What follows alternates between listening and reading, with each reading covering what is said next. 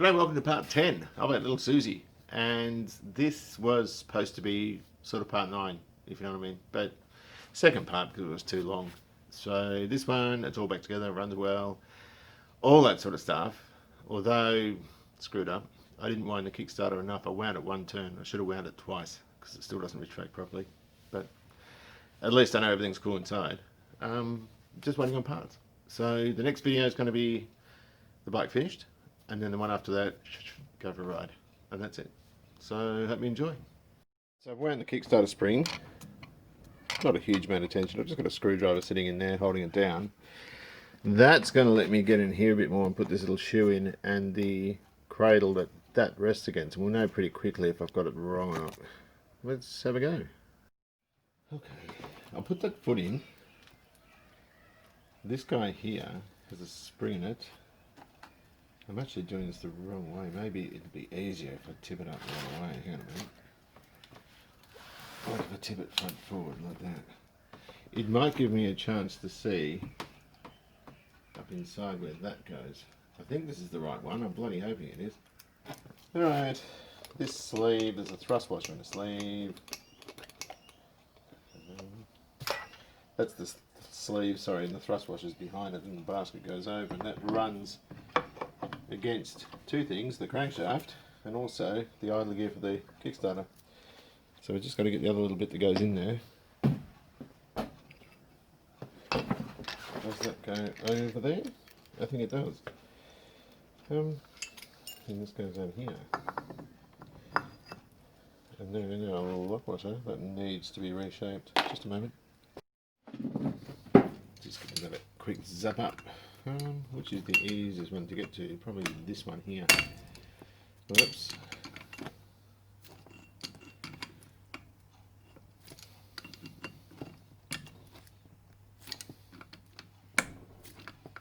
Yeah, stop it coming undone.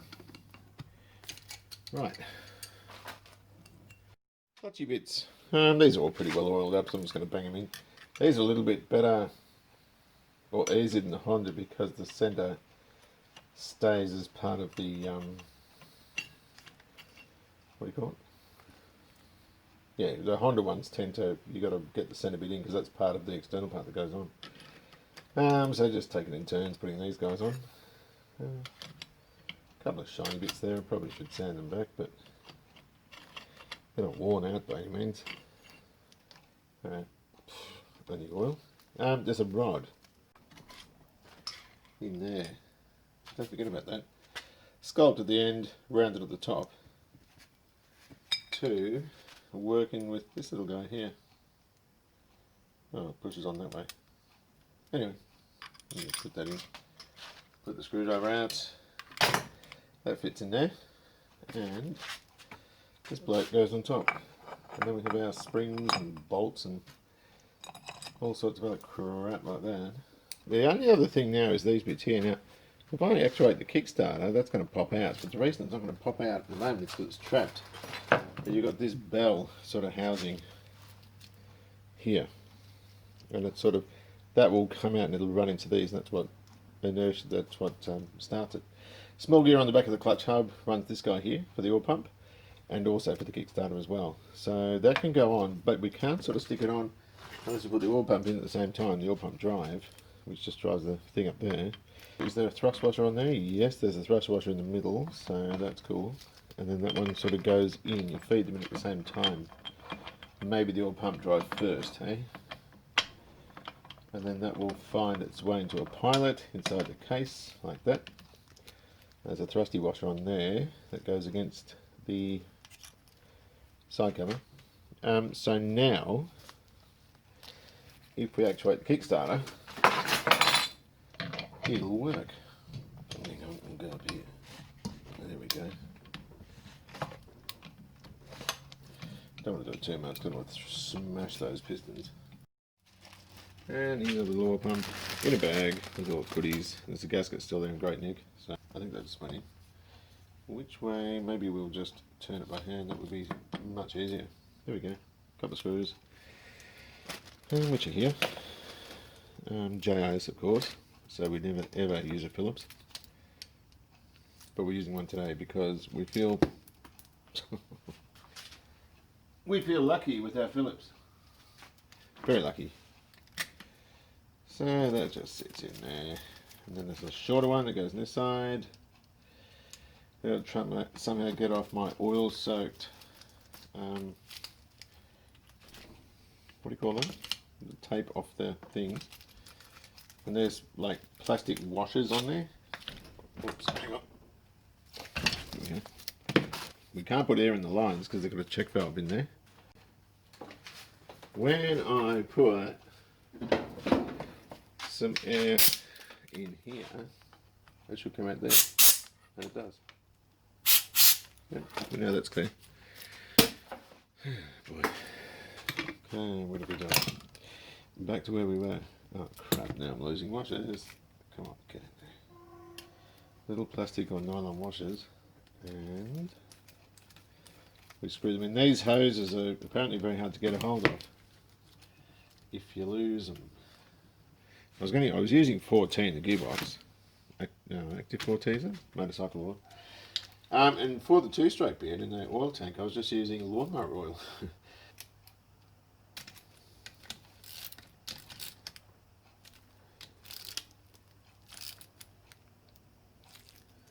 We don't want to split those washers. We're just going to, very gently put them like that. I might stick the barrels on too. Just as a precaution, just in case. I don't want anything dropping in. And then we can always pull them off again when we get the new, what do you call them? Pistons. Here is the hole that corresponds with the oil pump. The centre two lines for the cylinders. And if you look in there, I don't know if you can see that brass knob thing poking up? That's a nozzle. So again, I'm going to put some air in there. I'm not going to blast it. I just want to put a bit in so I can feel it. I've no reason to believe there's a problem with this. Where are we?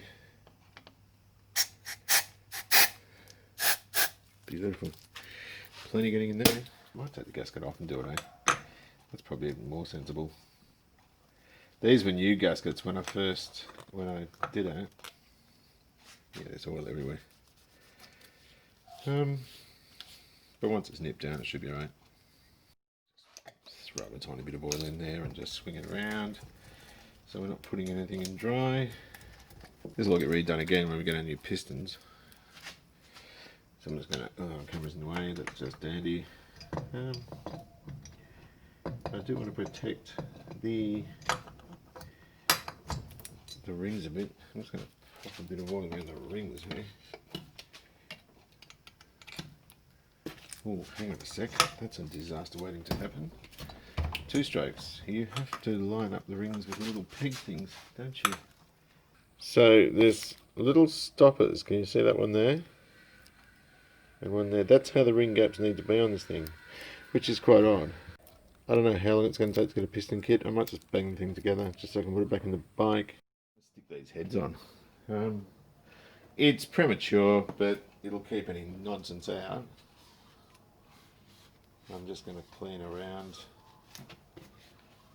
And this again was, one head was off one bike and one was off the other because the crankcase, lower crank I didn't use, was all sort of pitted from something being in it, but the head was also absolutely knackered all around here. I'll show you later. I'll put it over there somewhere. So I'm just going to clean these up and put them on. It's not essentially the right thing to do, but I don't know. It's just, I don't want to mess. Do you know what I mean? I don't want anything getting in. I'm just happy to do it. These gaskets have been used as well, and you never use a second-hand gasket. But today we're sort of breaking that rule. They're only used for a very short period of time. Do they just fit on like so? Yes, they do. And pop that bolt through there to locate it. Don't ask me. Oh, great. Don't ask me why I'm doing this way. Or I should be doing the other one first. Jesus. Oh gosh. You can tell it's morning, right? Oh, Peter, you just should not be doing this at the moment. Alright, so clearly got the wrong head. Where are we going? Where's that rag? I had some thinnery stuff on it. Yes, it does, and it's still damp. It goes on this one. God damn. What sort of person am I? Where are the bolts? Just use these until I get my act together. And this one. Got a large broad washer on them.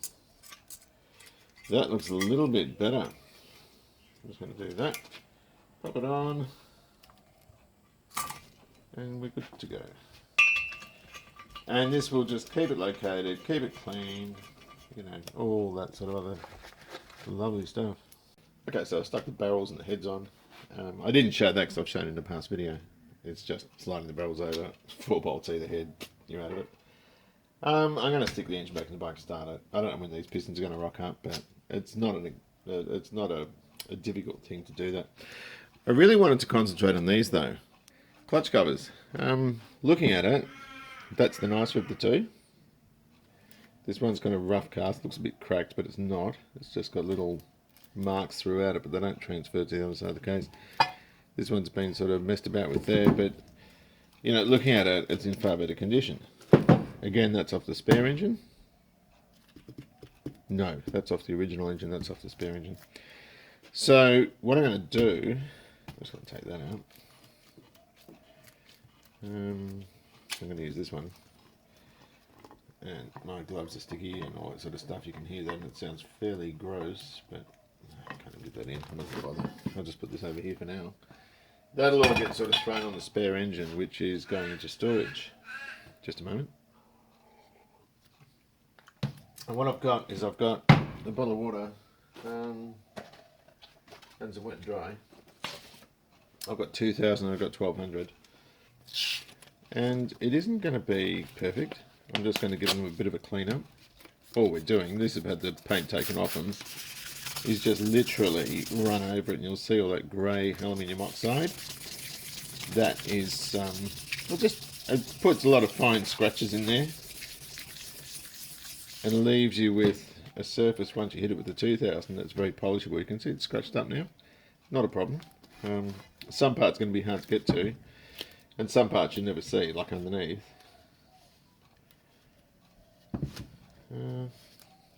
No, this is off the spare engine.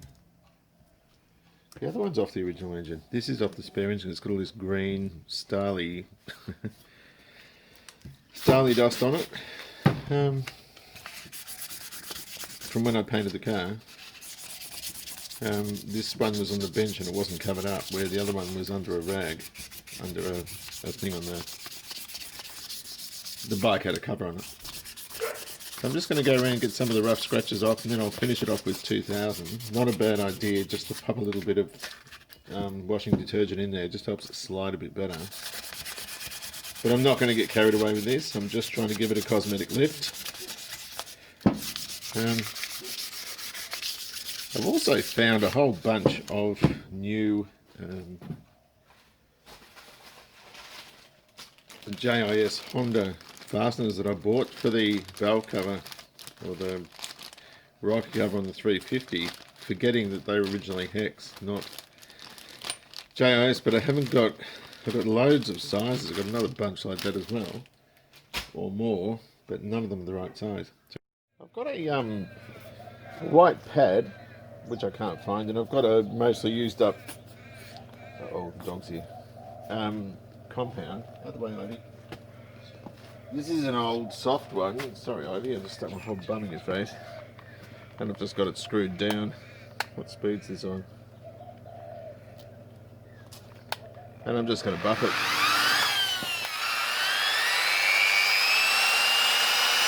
And it comes up with a nice sheen.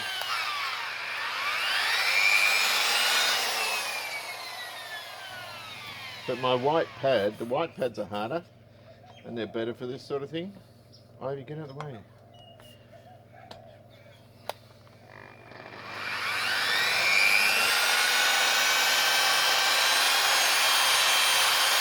a dried up, dirty old pad. And we've just got to make sure that we run off it. The direction of rotation is this way, so I'm sort of running off it, if you know what I mean. Like in these areas.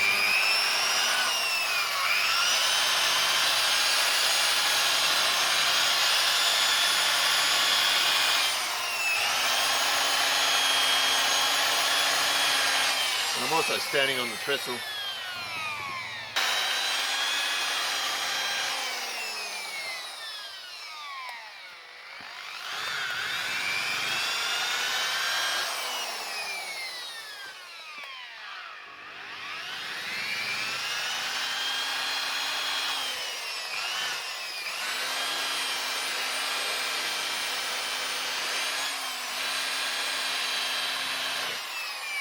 Alright, we'll just give it a bit of a white. And this takes absolutely no time. The hardest thing is when there's a factory paint job on them. They're painted silver. And I could do with a bit more there. And they, you got to get that off. Because I think from factory they were painted. At least the Honda ones were. But I like them in this raw alloy sort of thing, appearance.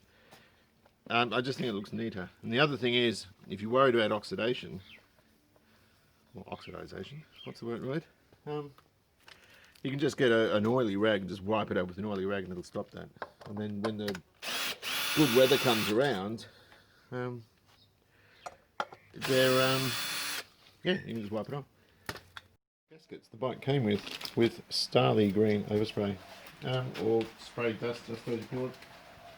I was going to use a new gasket because I've got the two that came off the motor's in good condition, but I can't find my Permatex, so it's getting a new gasket. I should put one on anyway, but I'm tipping there might be some adjustment somewhere I need to do, and I hope I don't have to take this off again. Do I have this ready to go? I believe I do. Let me just see how much nicer that case looks now than it did before. Just got to figure which ones go where. That kind of looks like it's there. That kind of looks right there. And I'm not using the JIS ones. The other engine had JIS ones on it. That looks too short. Maybe that's there. Oh, sneaky. You can get these a lot shinier. I love this material because you can get it like chrome. If you buff it, you use a harder or a firmer compound brush. Buff, sorry. And I would have just sanded back with 2.5 grit, 2,500 grit, and you know, I just wanted it satin like that because the rest of the bike's not. The rest of the bike's rough and ready, and I think this is adequate, and it's how I've done the 750 Honda and how the 350 Honda will be. I'm not going to. I've got to get some of that buffing residue off, but you can get carried away with it. You can go nuts if you want. But I didn't deem it as all that necessary for for the finish I wanted. This is the little plug. I'm not going to tighten that up. That's just to get the oil right. So that side, is done. So I'm going to pop it around and do the other side now. I've flicked him over. Just putting the alternator bolts in. This is actually quite difficult to do because the wiring is that sort of rigid. Not there, sort of more at the engine side here. I'm just going to get a lock washer for these. And, mind your way. Which ones are they? They're flat. Hang on a minute. And so yeah, I'm just going to retime it. Where are they?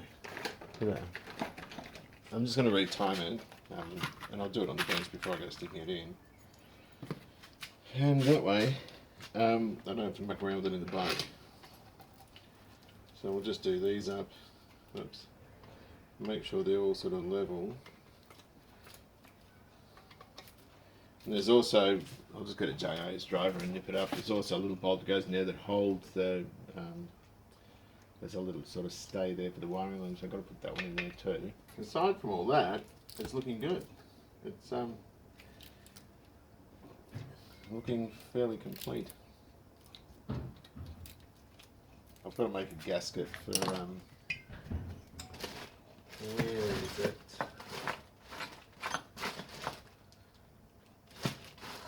I just found the bolt I was missing here. This thing here.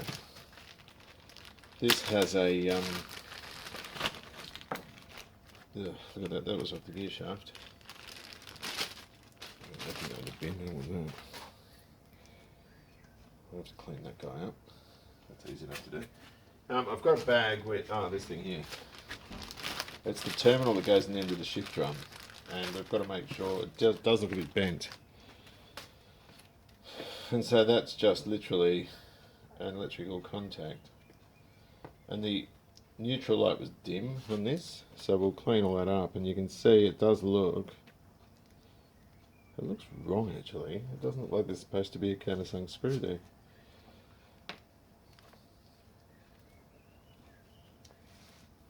That goes in the end. So I might get a normal 6mm bolt, and it's got a locating pin so that that terminal runs on the inside of that contact. I don't think it's going to go so well. Oh, it's probably not bent. I think it's oh yes it is. It's bent back. So we've got to clean this right up. It's just a mess. And also that thing, and make a gasket for this, because the other one just, I mean, nothing's going to make me put that in. I always get crap for all the plating I do, and there's a cover for the oil pump. It sort of goes, or the oil lines that goes like that. I'm going to put it on, why not? Because, and the other thing is, that's the old one here. It's like pretty mangy, but I do have this plated 5mm one. I should probably put a lock nut on it, just a sec. Going through old bags of plated stuff, and one of the things I got actually, when I did the 350 engine, I wanted all the original JISs, but I got all these done. Just because it was $50 for a bucket, you know what I mean? And stuff it. If I've got the right size, I'm going to stick it in this. Right, I need a 5mm lock nut.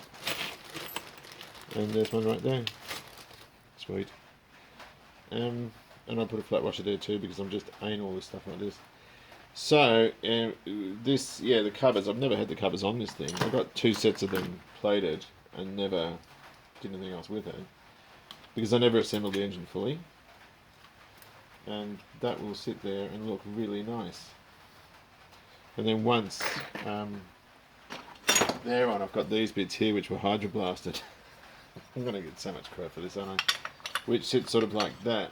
So although the engine's not been, oh, there's a wasp thing in there, I think. Not been, you know, the case is not hydroblasted and all this sort of stuff. It just doesn't matter, because it's all going to look neat, regardless. Right.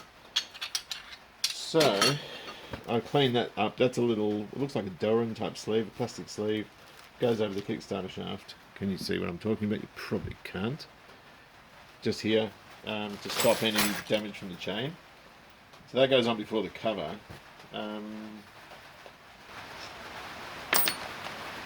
Oh yes, you're watching this? Look. One is a lot shinier than the other. Can you see that? So, let's move the chair. So I'm getting hemmed in here. So being newly plated, or at least they're not newly plated, I've done a while ago, I am going to put some ADCs on just to stop any galling that could happen later on down the track when we go to take these off. I doubt it'll happen with these, but you know what? It doesn't matter.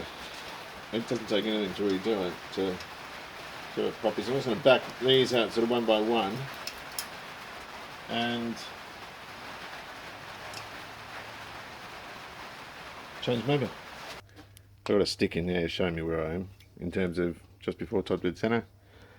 And the points are connected, or the red wire is connected to the points. The right set of points is the right cylinder, left and left, and the other one's just connected to ground. As soon as it gets onto that pointer, it knocks off. Am I even in the right angle? That's probably a better way of seeing it there.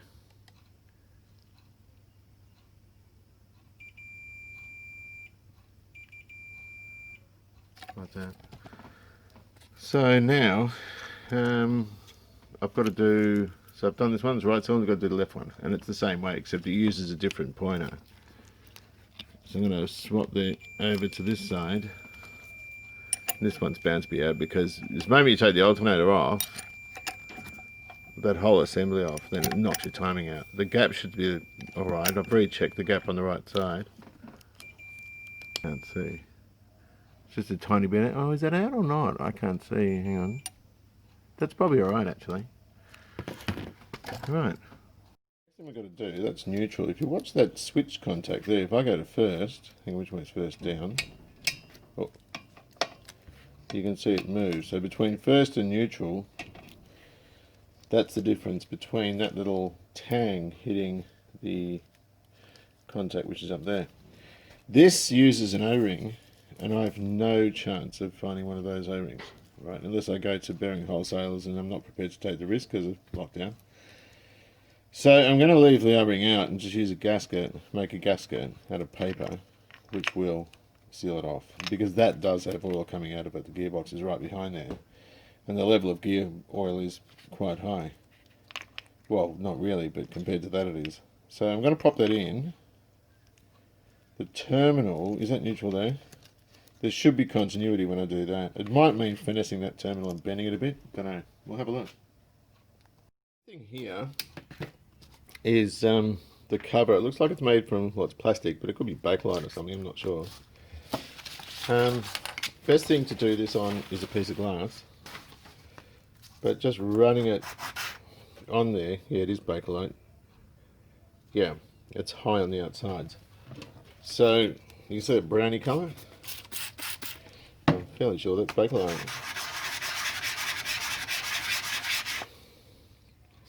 And we're getting the sides down, but see it's not contacting there yet. That's what I thought would happen. I should probably use a larger piece of 240 than this. But we want to see, what's a rag? Yeah, I think that's alright there. Maybe a tiny bit more.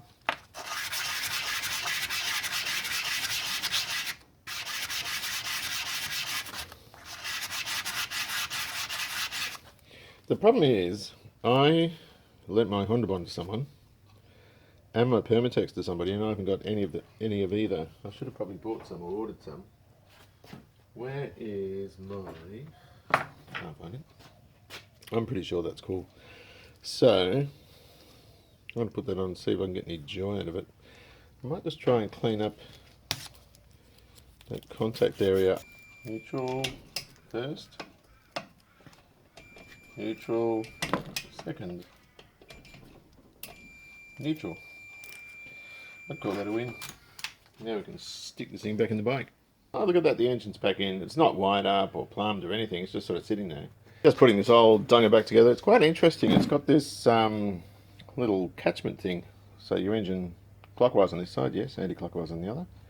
So your clutch drum's going this way and it's catching oil and sending it back into the engine. Great source of spare parts. I'm just sort of throwing it back together just for storage, and it'll all be sealed up and nothing will get dirty.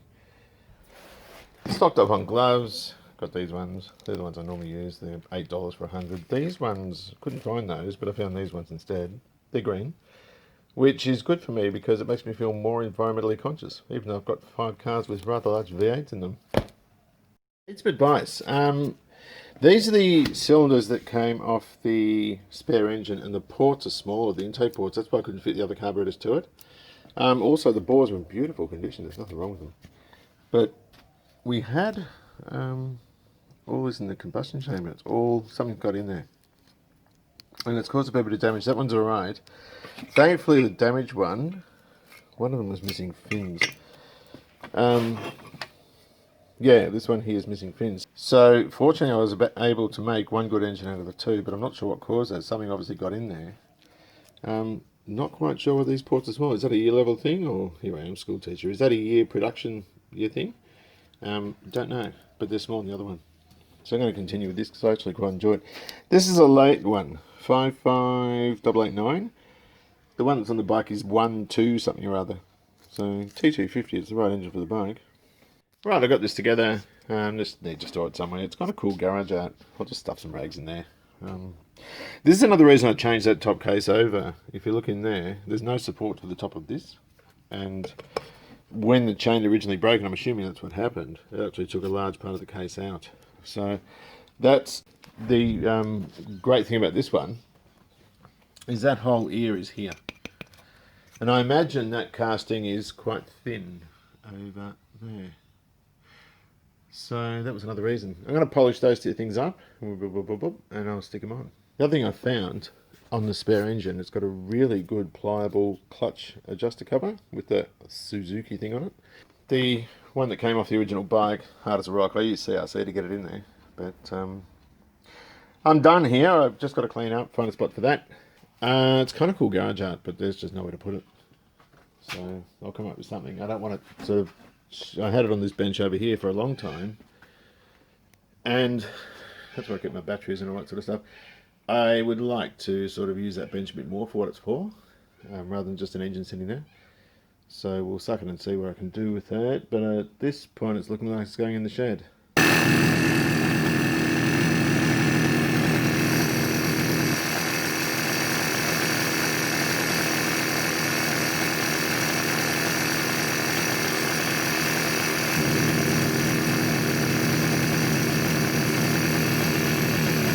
Fuel leak there on the right hand carburetor.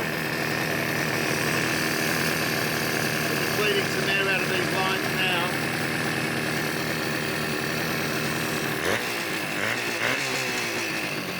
Hopefully I don't blow the bloody battery out.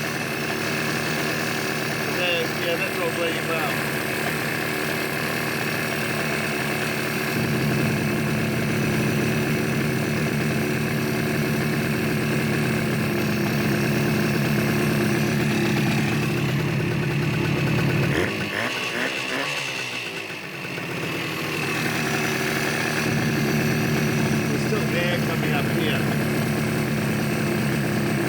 Take that carby off and double check the float level. I do both of them. It is dripping down there.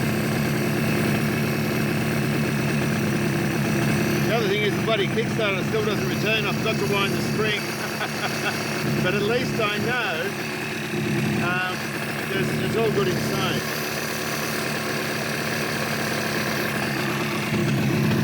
So we're still using premix. But you can see the oil colour in here is starting to change. The premix stuff for chainsaws and mowers, and it's just the blue stuff. This is red, it's active 2T. So it's a proper product designed for two-stroke cycles. But once I've got rid of all the air, then I'll feel a lot more relaxed about it. Still air getting in. I don't know why, because it must just be in the chamber, because the line coming in here is clear. There's no air in there. It does drip on the carburetor and it's not ringing my bell much, so I'm going to have to do something about that. But we'll probably start seeing a lot of smoke. A little bit, but that'll all clean up.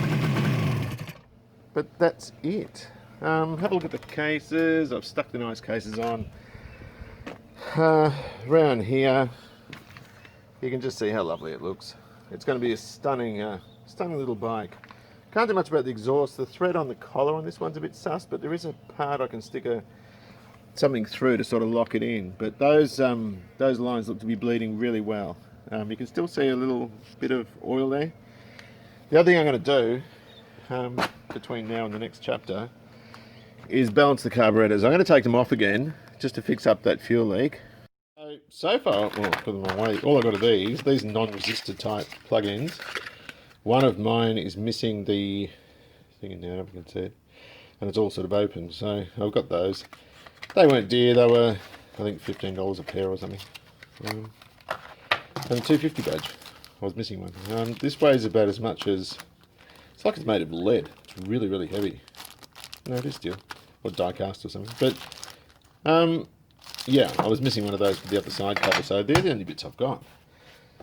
I've also ordered some leads. Oh gosh, the rebuild kits for the front master cylinder and caliper. I've ordered the piston kit, which I'm not going to bother putting in for now. That and a gasket kit. I'll wait till the bike's on the road, and if it bothers me then, I'll do something about it. We're not getting an awful lot of smoke. We're running premix, and as well as running the injections flat out. So of course it's going to be smoked. There'd be something wrong if there wasn't. So I don't even think it needs rings and pistons, to be frank. But yeah, maybe later on. I'll just put them on the bench as spares for now. What else? I ordered a speedo cable, and I've got to order. I'll show you what I've got to do. I've got to order a recall kit for that, because when you put the mirror in, which is here, it just goes right straight in. I think that's 10 by 1.5. I'm just going to check that now. Hold on. Yes, it is. That's exactly what it is. Right.